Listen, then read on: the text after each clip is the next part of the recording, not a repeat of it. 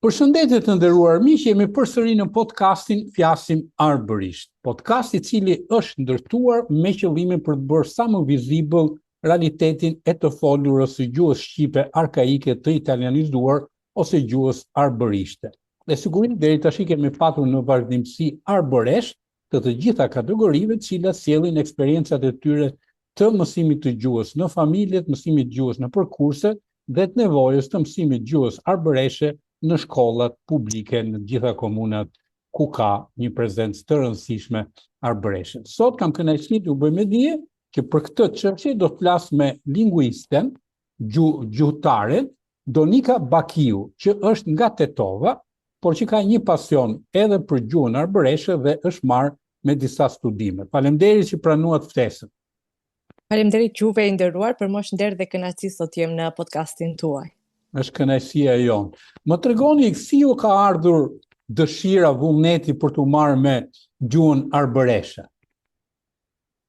Them drejtën, me arbërishte jemi marrë që herët. Isha nxënëse e shkollës mesme viti 3-4 në gjimnaz, kur nisi profesorit na shpjegoi, ende nuk isha në studime për gjuhë shqipe dhe më hynte në qejf, domethënë thoja, a dim vërtet flasin arbërisht, sepse të lexosh edhe ti takosh është gjithçka komplet ndryshe. Drejt.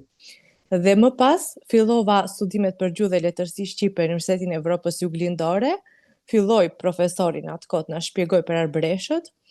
Arbëreshët, domethënë shpinë e Jeronim de Radës, Anton Santorit e shumë të tjerë.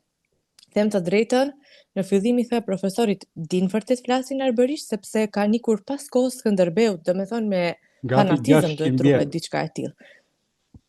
Domethënë paramendoni tani nëse dikush tani shkon në Gjermani dhe kur kthehet këtu pas 2 vitesh bëhet sikur nuk e di mirë gjuhën shqipe, ose fëmijëve u flet në gjuhën e huaj, në gjuhën gjermane apo anglisht siç I themi. Po duhet të mësojmë nga arbëreshët, sepse kemi edhe shqiptarët që kanë ikë në Turqi dhe e dinë shumë pak arbërisht, kurse arbëreshët e dinë arbërishten sot e kësaj dite. Kanë edhe arvanitasit në Greqi, edhe arvanitasit në Greqi, janë në njëjta periudhë që nuk kanë mundur ta ruajnë si arbërisht. Ta ruajnë, jo, fare. Arbëreshët e kanë ruajtur me fanatizëm realisht, po edhe u është dhënë mbase mundësia sepse kanë qenë në disa vende pak më të izoluara, ku ndoshta dhe italianët nuk kanë pas shumë interesim, mbase edhe kjo ndikon. Dhe ishim viti parë në studime ku bëjmë plane për t'i këtë arbëreshët në Kalabri, dhe e mbaj mend jemi paraqit një grup I madh studentësh dhe ikëm për 8 ditë të mira atje, me trajekt nga Durrësi, Tetov-Durrës, Durrës-Bari, Bari-Kozens. Në atë periudhë, në cilat komune keni ndaluar komuna? Të them drejtën, kemi qenë në disa si Lungër, Frasnit, disa fshatra, domethënë ishin Civita, fshati Deradës, Maq, shumë të tjerë, domethënë 12 apo 14 fshatra vetëm që kemi vizituar. Ju bëri mikpritja e tyre? Pa diskutim, do të tregoj shumë raste, shumë gjëra të bukura. Kam pas nderin dhe kënaqësinë atë kohë ta intervistoj profesor Francesco Altimarin, e cila intervistë është botuar në revistën Alp Studentit në Universitetin e Evropës Juglindore. Në atë kohë ishte gjallë dhe Antonio Bellushi, kemi shkuar në shtëpinë e tij te zonja Rina, te ai, na kanë pas një mikpritje të mrekullueshme të gjithë. Dhe mbi gjitha, në ato 8 ditët kanë qenë, nuk do t'i harroj kur, dhe kam thënë gjithmonë që do të rikthehem përsëri në ato fshatra, në ato vise, sepse atje gjuha e nderon, arbërishtja ron, dhe e mbaj mend që kur unë thoja emrin e kam Donika, dhe në çdo fshat atje ishte busti I Skënderbeut. Edhe gjithë thonin Donika e Skënderbeut. Dhe e mbaj mend, domethënë kemi shkuar në urën e djallit. Besoj dini në Civita, në fshatin Çift të ndryshe. Jo, nuk kam qenë. Atje është shumë bukur, me të vërtet, kemi ecë disa kilometra poshtë dhe persona që nuk u ngjiten me ne, domethënë të shkojmë te ura e djallit, dukeshin si pik lart, pik. Aq domethënë lart ishte shumë bukur, kemi ca fotografi të mrekullueshme në atje.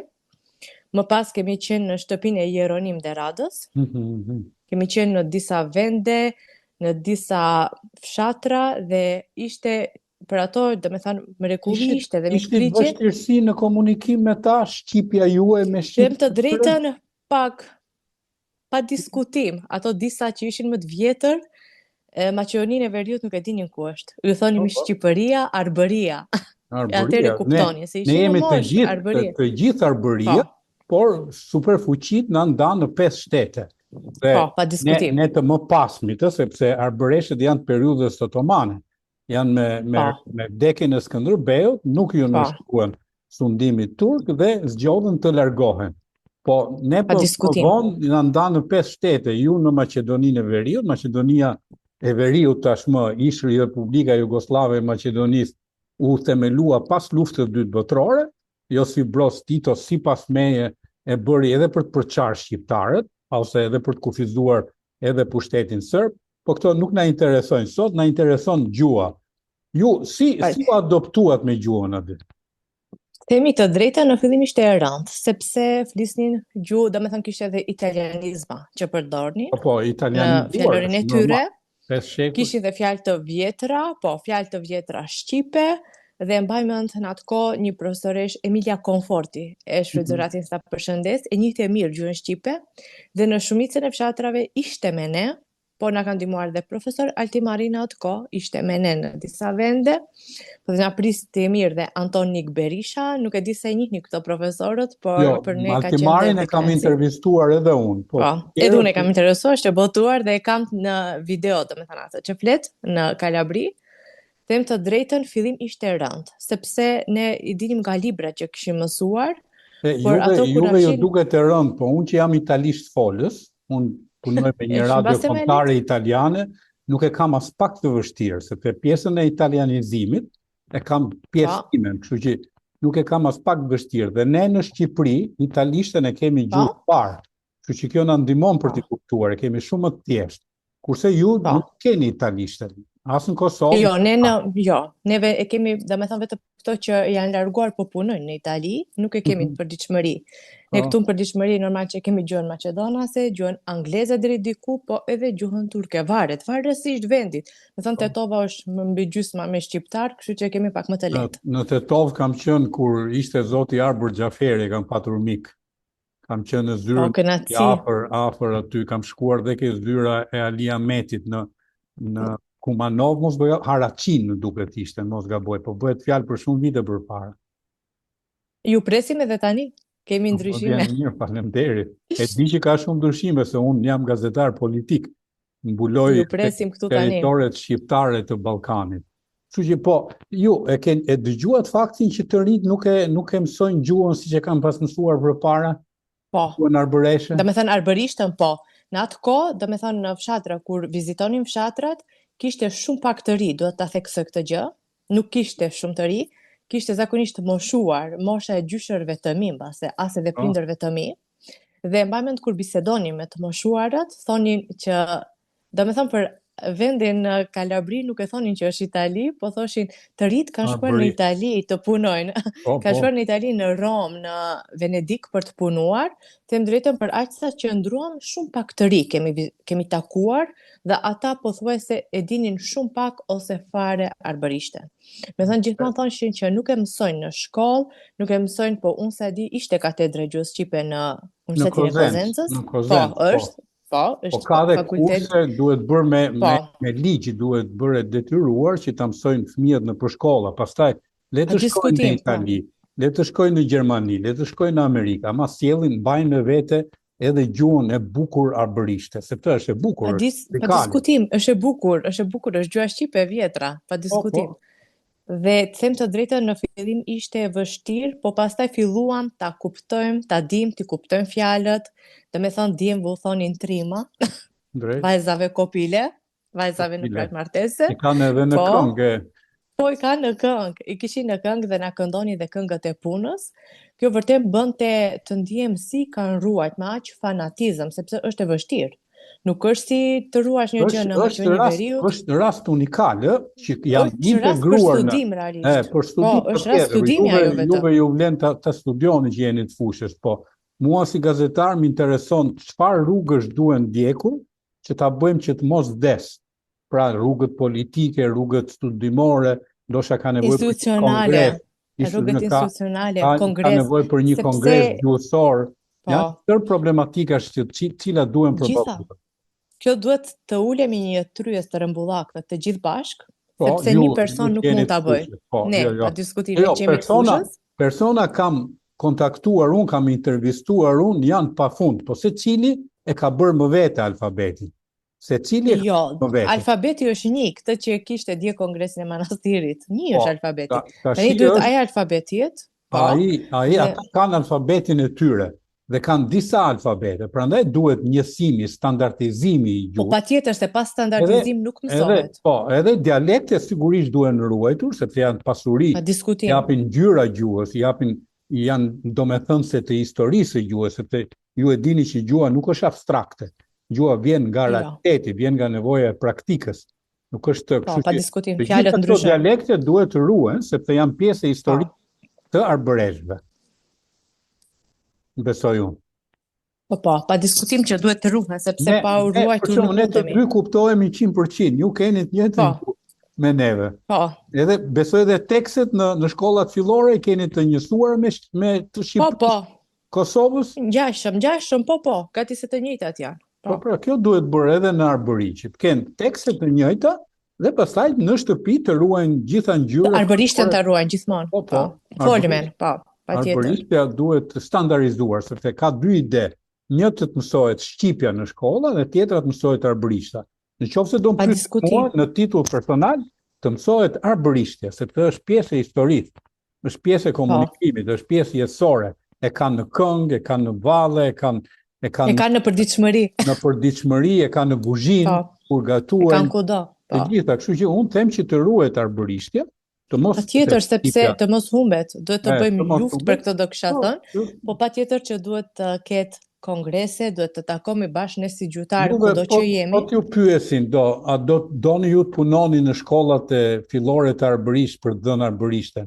Ju do pranoni? Për të dhënë? Pse jo? Për të mësuar, po diskutim, për të dhënë. Unë jam, them drejtën, jam edhe online do isha lidhur me fëmijët arbëresh, që nga këtu ku jam, për t'i mësuar. Pse jo? Ne mund të japim dorë, ne mund të japim mundësi edhe prej këtu.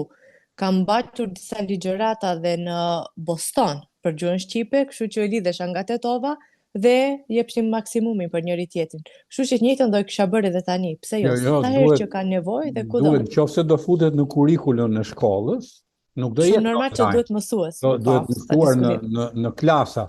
Edhe në klasa, në shkolla. Pse mos shkoni në Itali, ju jetoni atje?